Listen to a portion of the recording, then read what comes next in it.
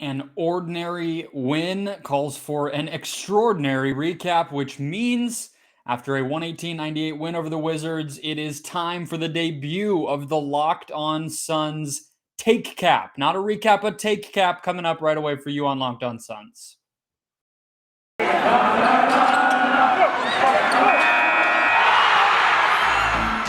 are Locked On Suns, your daily Phoenix Suns podcast. Part of the Locked On Podcast Network, your team every day.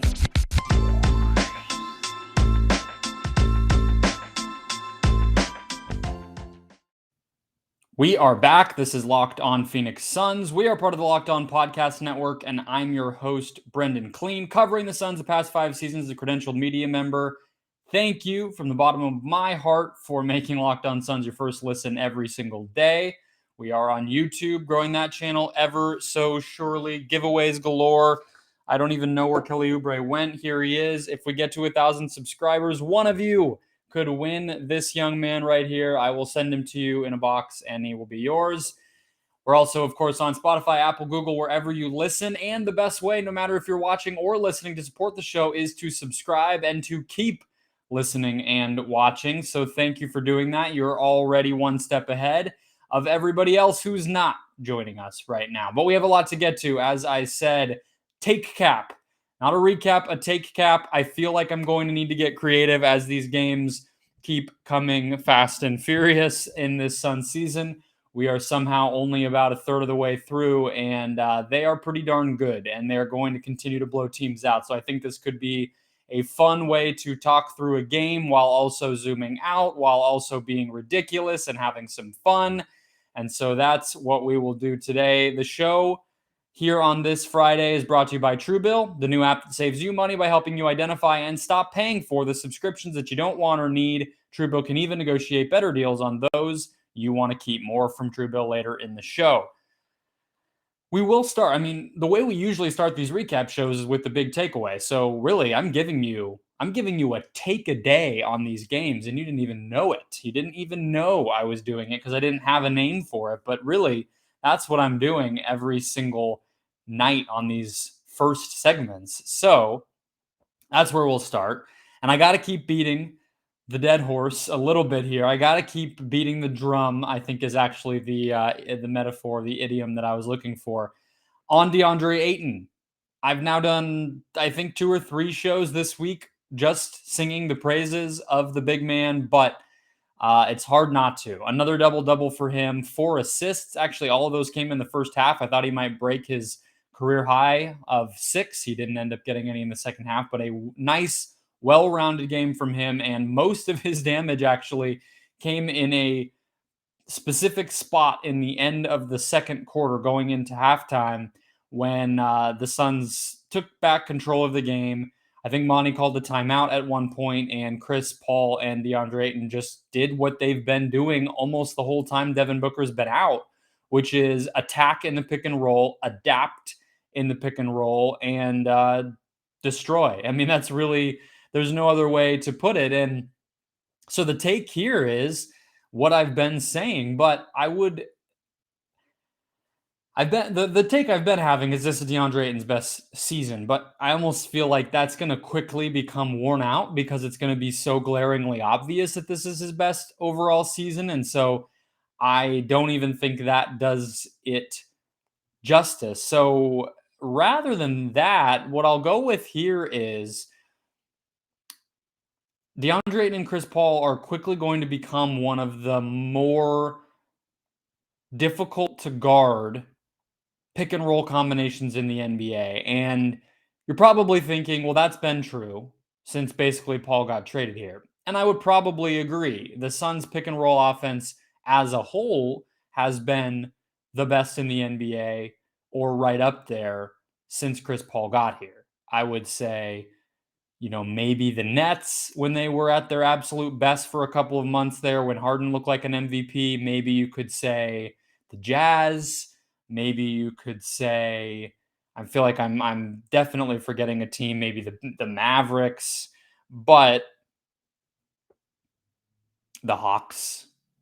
But what sets this Suns team apart, and this duo in particular apart, and why I think this duo is going to be quickly one of, if not the best in the NBA, is because they both are learning one another and their teammates and their own games. I mean, I don't think it's really necessarily fair to say Chris Paul is still learning his own game, but I think he's rediscovering his game within the confines of this team because it looks different. It really does. You know, from the Houston through Oklahoma City, Chris Paul was taking a ton of threes, hunting switches, scoring more. And since he's been in Phoenix, he's able to really take a step back with that stuff and really be a distributor, really hunt that mid-range shot as a way to just take the last little bit of predictability out of the Suns offense, where it's not always going to be the roll, it's not always going to be the three, but it might be me pulling up and knocking a shot down in your face. And you got to keep up with that too, as we saw tonight when during, I believe it was that same second quarter stretch, Chris Paul stared Wes Unseld Jr., the Wizards coach, down right in his eyes and mimicked the timeout sign, not to call his own because, of course, the Suns didn't have possession, but to tell Mr. Unseld to go ahead and call one because his team could not contain what it was Chris Paul was doing. So that's there. And then Ayton's versatility and his growth that I've been preaching about all week in terms of the floater game developing, the efficiency inside, and also the passing. And he's putting all of that together. Paul is figuring out how he can maximize Ayton and maximize himself. And then, of course, on top of that, you have the pretty sophisticated off-ball stuff that the Suns have been doing for basically all of 2021 this calendar year. And that all together makes it pretty impossible. And it stems to guard, and it stems from Ayton and Paul. It stems from those two guys figuring things out. And tonight was a perfect encapsulation because we've seen Chris Paul turn it on and end a team's hopes of, and I don't want to, be disrespectful to the Wizards, but they did go into halftime already down double digits thanks to that close of the half that Paul and Ayton were able to do. But the difference with that stretch over other ones is that Ayton was an equal partner in that. And of course, having Paul and his magnificent passing and IQ and ability to read the defense, he probably deserves more of the credit. It's probably not 50-50, but the defense increasingly is having to respect Ayton as a part of how the Suns are attacking them. You have to respect the seal inside on a switch from Deandre Ayton. You have to respect his passing. You have to respect his touch and accuracy around the basket. You can't allow him to have an easy shot. That stuff wasn't really there in the past. Maybe by the later stages of the playoffs, you might have said that, but in the finals, it certainly didn't feel that way. I don't think we've seen it consistently the way that we have the past month or so from Deandre Ayton ever in his career, and we're seeing it now. Couple that with Chris Paul, and it's pretty potent. We'll talk about my next take. I don't even know. I don't even know where this is going to go. Actually, I do. It'll be about Mikal Bridges. We'll talk about him in just 1 second. First, though, quick word from TrueBill. Business scams, not good. Here's a example of one. Free trials, so-called free trials, renewing without your consent. And pretty easy to see why that happens. Companies want to keep taking your money. They want to keep taking your attention. They want to keep you in their pocketbooks. So don't let that happen. Don't let those greedy big businesses screw you over. Download TrueBill to take control of your subscription. TrueBill is the new app that helps you identify and stop paying for the subscriptions that you don't need, want, or maybe just forgot about. Because companies make subscriptions so hard to cancel, TrueBill popped up, flipped that script, make it incredibly simple. All you have to do is link your accounts, cancel, and TrueBill will cancel your unwanted subscriptions in just one tap. In addition, TrueBill Concierge is there when you need it to cancel those subscriptions, so you don't even have to do it. You don't even have to do it manually. It will identify them for you, and it will delete them if it feels like, or maybe it'll prompt you. I don't think it's acting of its own accord here, but it'll let you know, hey, you don't use this one. You haven't opened this. You haven't accessed this account in a long time. Do you want to cancel it? So don't fall for subscription scams. Start canceling today at TrueBill.com/LockedOnNBA. Go right now, TrueBill.com/LockedOnNBA. Of course, all one word, LockedOnNBA. That's TrueBill.com/LockedOnNBA. NBA. Take number 2 in our Takecap of the Suns' 118-98 win over the Washington Wizards. Thank you for making Locked On Suns your first listen every day after big blowouts like this, after whatever happens against Charlotte on Sunday. I'm your guy. I am here every day. Thank you for listening and watching and subscribing and following and all that good stuff. But let's get to Mikal Bridges. Takecap, or take number 2 in the Takecap here. So I was watching Bradley Beal, frankly, carve up the Suns. I mean, you can question to what extent it mattered. He had 5 turnovers. He didn't lead the team to a win. You know, they were without Spencer Dinwiddie. I will obviously admit that readily. But the problem is separate from what we learned out of watching it. So 26 points, 11 of 18 shooting. Beal had a pretty good night, right? Mikal Bridges, of course, was his primary defender. That's pretty much the case no matter what shape or size the opponent's best scorer comes in, outside of maybe the obvious post players that Ayton will take. Beal is kind of unique. I mean, it's really him and Booker. Maybe you could say CJ McCollum in this class of 2 guards who play and dominate at all 3 levels as scorers and can have the ball in their hands or not have the ball in their hands. And that's a tough type of matchup. I obviously get that. Beal is a guy who pushes to lead the entire NBA in scoring most seasons. But post game,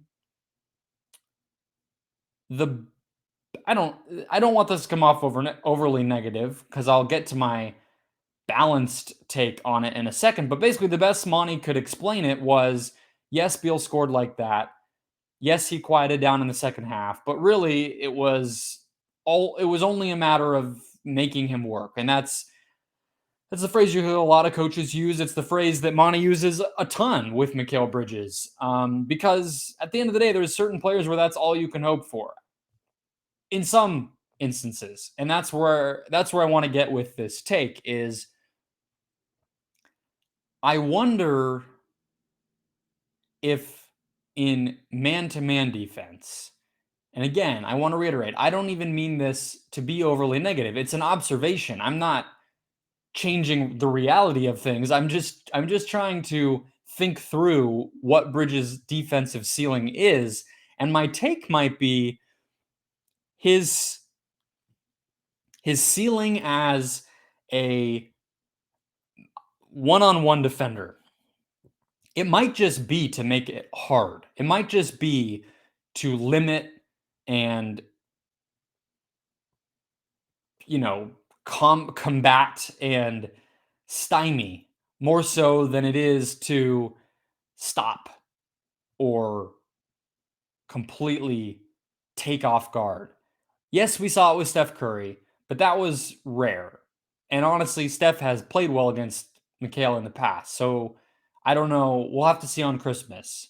Maybe that unravels my theory. But pretty early with a lot of these guys if they're going to be flat out legitimate stoppers. Like Kawhi Leonard, by his mid-20s, was winning the Finals MVP, was making game after game, like game-changing, scheme-changing, highlight-level defensive plays to actively limit opposing all-star caliber scorers. I mean, that was obvious with Kawhi right away.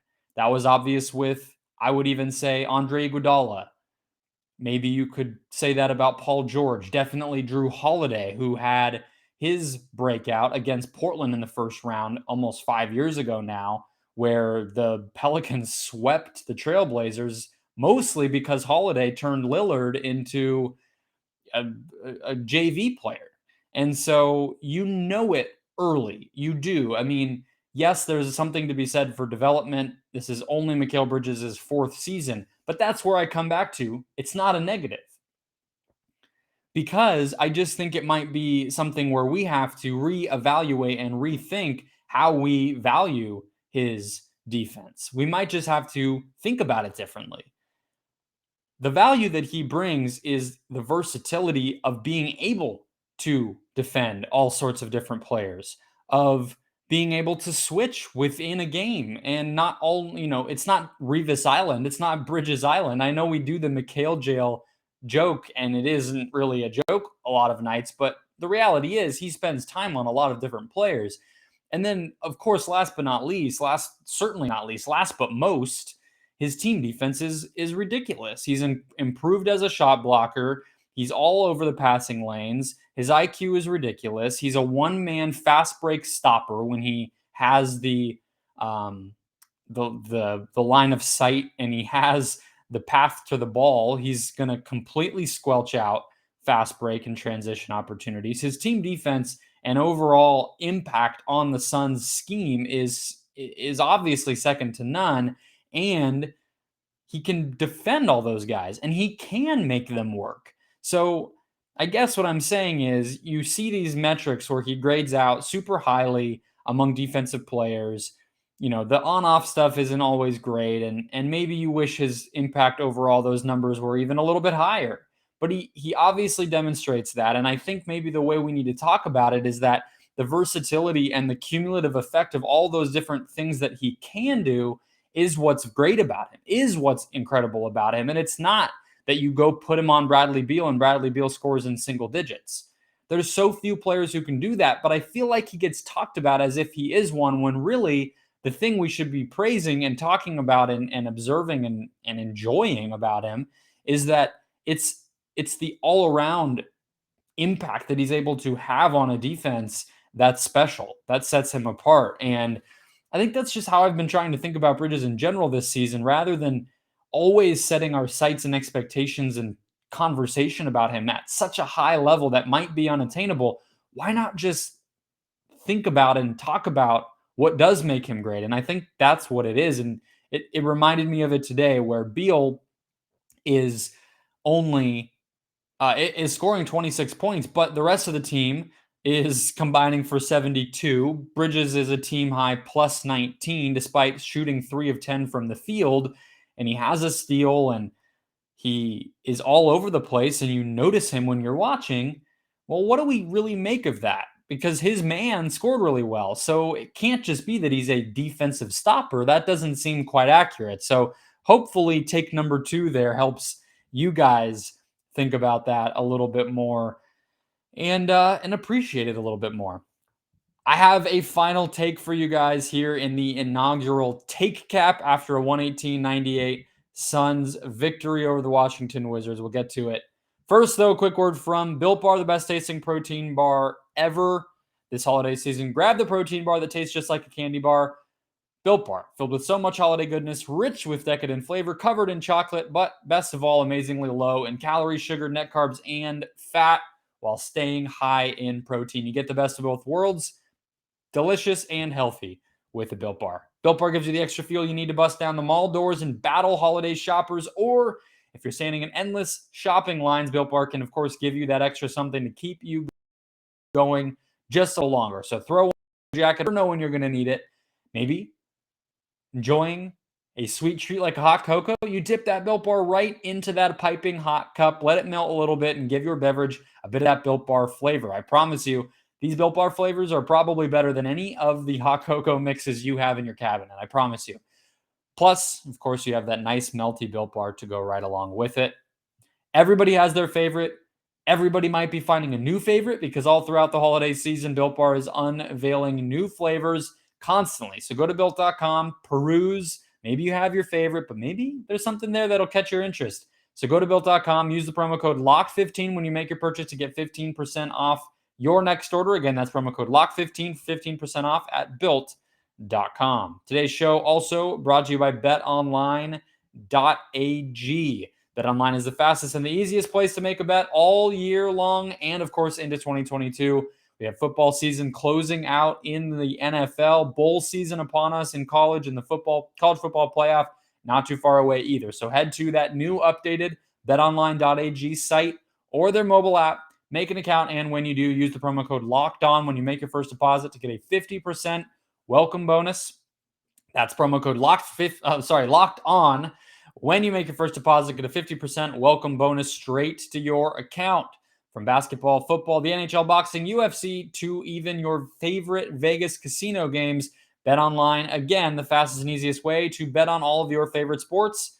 BetOnline, where the game starts. Digging a little bit deeper here for take number 3 in our Takecap, the first one ever, 118.98. Suns win. Thank you for making Locked On Suns your first listen here after this big win, 23-5. I'm just throwing facts at you. I'm throwing facts about the show at you. I'm throwing facts about this Suns team at you. They're winning, their record, all the stuff. And it's just the facts of life this season. But sometimes it's just crazy to say it. Just crazy to say it and think about it. I'm trying to think. I had a few ideas for this last take, and the one that I don't know if I'm ready to do it. I don't know if I'm ready to come down on one side or the other with Cameron Johnson, but he's just been intriguing me so much all year. I mean, all of his career. He's been on this podcast 2 times last season, and he's somebody that I like to talk with and is interesting. I doubted him so much coming in, and he's obviously exceeded expectations. Talked about him yesterday on the show in terms of not wanting to trade him because I do think there's still some growth to be had, and I think you're kind of selling low. But I also think that there's a part of this where you have to just be honest with yourself if you are a James Jones or Monty Williams, and he has the opportunities, him and Landry Shamet both, but I think the expectation, I just think the ceiling is higher for Cam Johnson because he's a bigger player, because he can do, he's flashed a little bit more, I think, and the size just is always going to win out. But both of those guys have the green light and the opportunity whenever they want to do more. I firmly believe that. I mean, yes, in the backup unit, in the second unit for this team, which we've been seeing quite a bit of just straight bench lineups because Booker's been out. And even before that, we've been seeing it a lot because they're not staggered as much. Those guys have the flexibility. In that second unit, it's Payne and it's McGee, but catch the ball, somebody comes and closes out on you, and all of a sudden you're having to drive in and make a decision. You can take that ball to the rack and try to get something out of that. You can, probe the defense and maybe dish a pass out. And we actually did see Cam Johnson toss a lob today, which reiterates that. But at the end of the day, you look at the numbers. His scoring is up, but only by half a point per game. He is at an almost identical usage, almost an identical 3-point rate, almost an identical true shooting percentage. Cam Johnson's having the same season he had last year. And considering I was talking about, will he take Jay Crowder's minutes? Will he be closing games over Jay Crowder? Will he be maybe the guy to break out and become more of a consistent scorer, even over Bridges and Ayton? None of that's happened. And it's not to say that he's really anything wrong with that. He had a great season last year, and so if he had a pretty identical season, it would be another great season. I don't mean to cast any aspersions, but I do mean to acknowledge that maybe that's just who he is. And this is something else I talked about yesterday at the very end of the segment. I got into the contract thing, and I talked to you guys about 538's projections for the next 5 years, and I actually used it as a reason to not get rid of him because again, I do think that there's some aspect of it where you could still feel like you're selling a little bit low. He is 25 years old. He'll be 26 by the end of the season. So there's still plenty of years of improvement ahead of him. And I just think those flashes are worth investigating if you're a team that's already developed him into the player that he is.